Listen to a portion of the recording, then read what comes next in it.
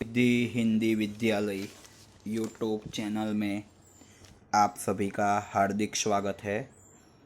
आज हम कक्षा 10 विज्ञान और टेक्नोलॉजी विषय में चैप्टर 3 धातु और अधातु के बारे में आगे अभ्यास करेंगे।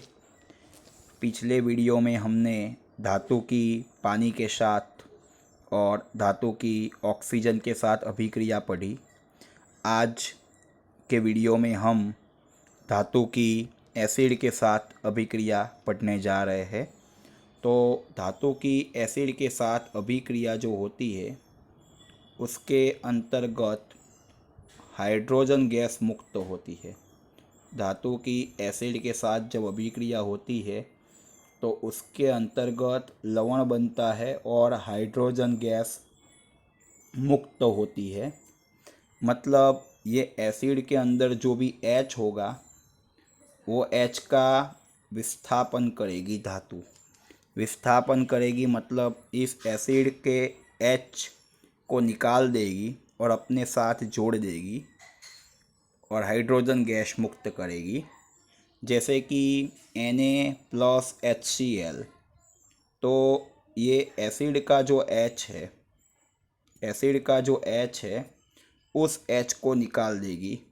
हमेशा हाइड्रोजन H2 के रूप में मुक्त होता है और ये Cl Na के साथ जुड़ जाएगा अर्थात बनेगा NaCl।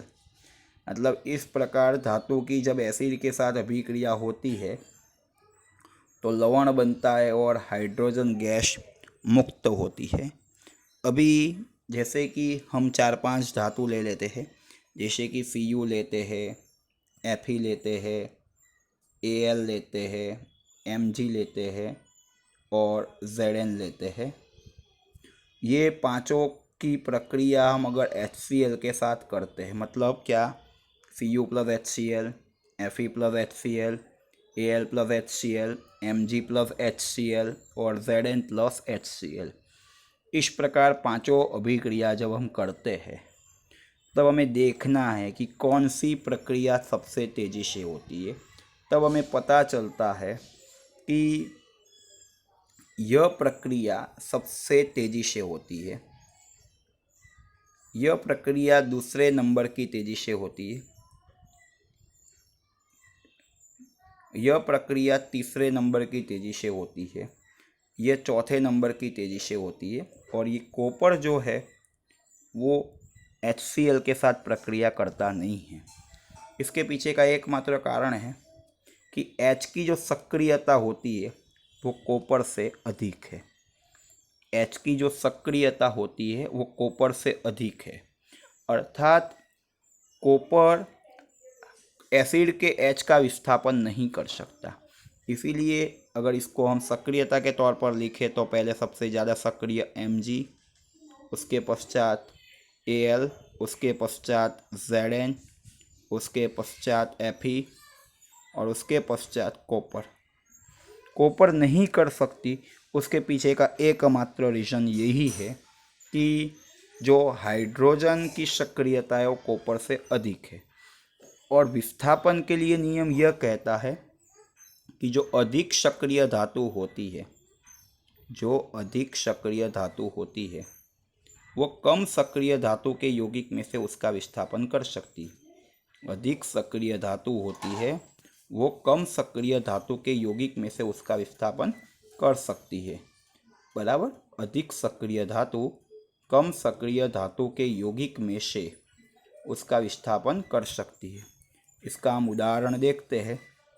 तो उदाहरण के रूप में हम जब पढ़ेंगे तो जैसे कि मैंने सोचा है Mg+H2SO4 बराबर, Mg+H2SO4, Al+H2SO4, फिर Zn+H2SO4 और Fe+H2SO4।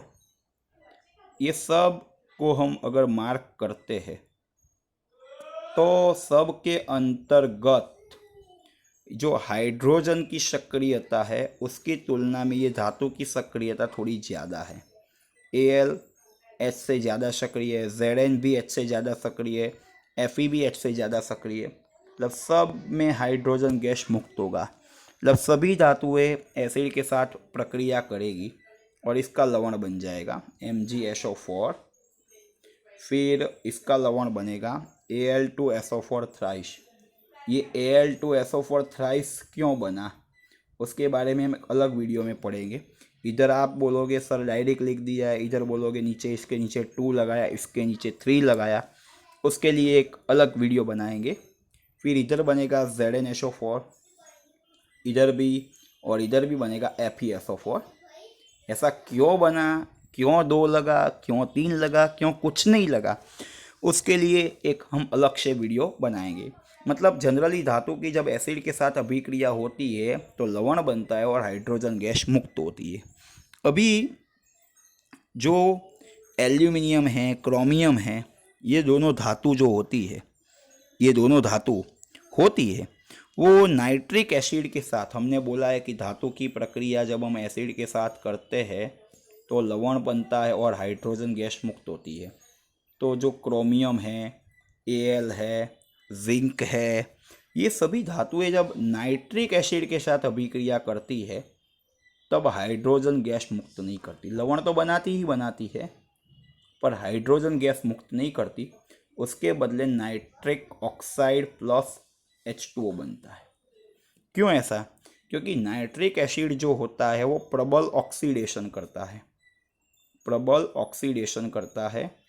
इसीलिए जो प्रक्रिया के दौरान H2 उत्पन्न होता है, प्रक्रिया के दौरान जो भी H2 गैस उत्पन्न हुई, प्रबल ऑक्सीडेशन करता, इसीलिए प्रक्रिया के दौरान जो H2 उत्पन्न हुआ उसका ऑक्सीडेशन वो H2O में कर देता है और स्वयं का ऑक्सीडेशन NO नाइट्रिक ऑक्साइड में कर देता है। नाइट्रिक ऑक्साइड में कर सकता है, N2O में कर सकता है, NO2 में कर सकता है, मतलब कोई भी नाइट्रोजन के ऑक्साइड में उसका रूपांतरण करता है। इधर भी प्रक्रिया के दौरान H2 उत्पन्न होने वाला ही है, पर क्या है, नाइट्रिक एसिड प्रबल ऑक्सीडेशन करता होने के कारण ये जो H2 बना उसका ऑक्सीडेशन H2O में हो जाएगा और स्वयं का रिडक्शन करेगा NO, NO2 अथवा N2O। और हमें पता ही है कि ऑक्सीडेशन करता पदार्थ दूसरे पदार्थ का ऑक्सीडेशन करता है और स्वयं का रिडक्शन करता है। फिर भी जो मैग्नीशियम और मैंगनीज धातु है, मैग्नीशियम और मैंगनीज धातु है, वो धातुएं बहुत ही मंद नाइट्रिक तनु नाइट्रिक एसिड के साथ अभिक्रिया करेगी और एज इट इज समीकरण बनाएगी लवण प्लस H2। ये दोनों के लिए विशिष्टीकरण है। मैग्नीशियम और मैंगनीज ये दोनों धातु बहुत ही तनु नाइट्रिक एसिड के साथ अभिक्रिया करेगी और मंद हाइड्रोजन गैस मुक्त करेगी। दोनों धातुएं मंद नाइट्रिक एसिड के साथ अभिक्रिया करेगी और हाइड्रोजन गैस मुक्त करेगी। ये दोनों धातु मैग्नीशियम और मैंगनीज बहुत ही तनु नाइट्रिक एसिड के साथ अभिक्रिया करती है और क्या करेगी, हाइड्रोजन गैस मुक्त करेगी। अभी हमने ये भी कहा कि धातु की जब नाइट्रिक एसिड के साथ प्रक्रिया होती है तो H2 का ऑक्सीडेशन H2O में होता है और नाइट्रिक एसिड स्वयं का रिडक्शन कर कर NO, NO2 या N2O बनाता है। ये बात हमें डिसाइड करनी है कि क्या बनेगा, ये NO बनेगा, N2O बनेगा या NO2 बनेगा। उसका आधार जो धातु के साथ अभिक्रिया करते हैं उसकी मात्रा और जो हमने HNO3 लिया है उसकी प्रबलता के ऊपर आधार रखता है। क्या बनेगा, क्या नहीं बनेगा, NO बनेगा, N2O बनेगा, NO2 बनेगा, उसका आधार जो धातु है उसकी मात्रा पर और जो हमने नाइट्रिक एसिड लिया है उसकी प्रबलता के ऊपर आधार रखता है। जैसे कि बता दूं कि सब में अगर नाइट्रिक एसिड तनु होगा, तनु नाइट्रिक एसिड होगा,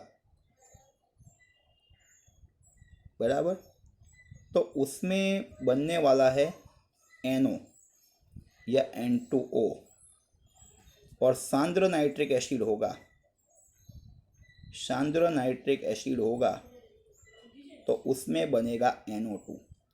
बाकी दोनों प्रोडक्ट सेम है, लवण प्लस पानी तो सेम होगा, प्लस फर्क NO2 की N2O का पड़ेगा। जैसे कि Cu है, हमने HNO3 के साथ प्रक्रिया करवाई, ये मंद मतलब तनु है, तो क्या बनेगा CuNO3 ट्वाइस, लवण तो बनने वाला ही है, पानी भी बनेगा प्लस NO बनेगा यहाँ पर, प्लस क्या बनेगा N2O। फिर थोड़ा सा सांद्र लेते हैं, जैसे कि ये 10 से 30% सांद्र लिया हमने, तो ये तो एज इट इज़ बनेगा, ये भी एज इट इज़ बनेगा, यहाँ पर बन जाएगा NO। और यदि हम अधिक सांद्र लेते हैं, नाइट्रिक एसिड की मात्रा अधिक सांद्र लेते हैं, तो ये लवण एज इट इज़, पानी भी एज इट इज़, पर यहाँ पर बनेगा NO2। क्या बनेगा NO2। Cu सब सेम, मतलब हम कह सकते हैं कि नाइट्रिक एसिड यदि तनु हुआ तो N2O मतलब नाइट्रस ऑक्साइड, अगर तनु एसिड की जो एसिड की सांद्रता 10 से 30% जितनी हुई तो नाइट्रिक ऑक्साइड, और नाइट्रिक एसिड का जो प्रमाण है वो अधिक हुआ, सांद्रता का प्रमाण अधिक हुआ, तब हमें नाइट्रोजन डाइऑक्साइड मिलेगा। और ये खाली H2O और NO, N2O या NO2 बनता है केवल HNO3 में, दूसरे कोई भी प्रकार के एसिड में ये नहीं होता है। दूसरे सभी प्रकार के एसिड में धातु के साथ प्रक्रिया होकर लवण और हाइड्रोजन गैस ही मुक्त होती है। यह केवल हाइड्रोजन जो ऑक्सीडेशन होता है H2O में, वो केवल नाइट्रिक एसिड में ही ये काम होता है। फिर जब हम अगर चर्चा करें कि कॉपर धातु जो होती है, कॉपर धातु जो होती है वो मंद HCl के साथ अभिक्रिया नहीं करती है। क्यों नहीं करती है? क्योंकि जो हाइड्रोजन की सक्रियता है वो कॉपर से अधिक है, और नियम ये कहता है अधिक सक्रिय धातु कम सक्रिय धातु के यौगिक में से उसका विस्थापन करती है। पर यहाँ पर तो हाइड्रोजन अधिक सक्रिय है, इसीलिए कॉपर धातु के साथ कोई भी प्रकार की अभिक्रिया नहीं होती है। जबकि मैग्नीशियम धातु हाइड्रोक्लोरिक एसिड के साथ प्रक्रिया ज़्यादा तेजी से करता है। क्यों? क्योंकि मैग्नीशियम धातु की जो सक्रियता होती है वो थोड़ी ज़्यादा होती है, वो ज़्यादा होने के कारण तुरंत प्रक्रिया करता है, ऊष्मा उत्पन्न करता है और हाइड्रोजन गैस के बुलबुले निकलते हैं। मतलब ये सक्रिय है तो प्रक्रिया तेजी से होगी, ये थोड़ी कम सक्रिय तो प्रक्रिया नहीं होगी। और सक्रिय भी हाइड्रोजन से कम हुआ मतलब वो धातु प्रक्रिया नहीं करेगी। जो धातु हाइड्रोजन से ज़्यादा सक्रिय होगी वही धातु प्रक्रिया करेगी। मैं सक्रियता का क्रम लिख कर बताता हूँ आपको। सबसे ज़्यादा सक्रिय के, फिर Na, फिर Ca, फिर Mg, फिर Al, फिर Zn, फिर Fe, फिर Pb, फिर Hg, फिर H, फिर Cu, फिर Hg, फिर Ag और फिर Au।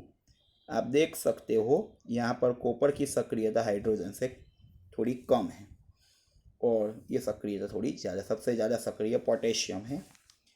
फिर हम एक महत्वपूर्ण प्रश्न की ओर जाते। एक्वा रिजिया, रॉयल पानी या तो अम्लराज किसे कहते हैं? एक्वा रिजिया, रॉयल पानी या तो अम्लराज हम किसे कहते हैं? तो सांद्र हाइड्रोक्लोरिक एसिड, सांद्र हाइड्रोक्लोरिक एसिड, सांद्र HCl और सांद्र नाइट्रिक एसिड का 3:1 में मिश्रण, सांद्र हाइड्रोक्लोरिक एसिड और सांद्र नाइट्रिक एसिड का 3:1 में मिश्रण को हम एक्वा रिजिया या रॉयल पानी या अम्लराज कहते हैं। एक्वा रिजिया या रॉयल पानी या अम्लराज कहते हैं। सांद्र हाइड्रोक्लोरिक एसिड और सांद्र नाइट्रिक एसिड का 3:1 में मिश्रण, सांद्र हाइड्रोक्लोरिक एसिड और सांद्र नाइट्रिक एसिड का 3:1 में मिश्रण। मतलब यदि हम 75 ml HCl लेते हैं तो 25 ml हमें नाइट्रिक एसिड लेना पड़ेगा।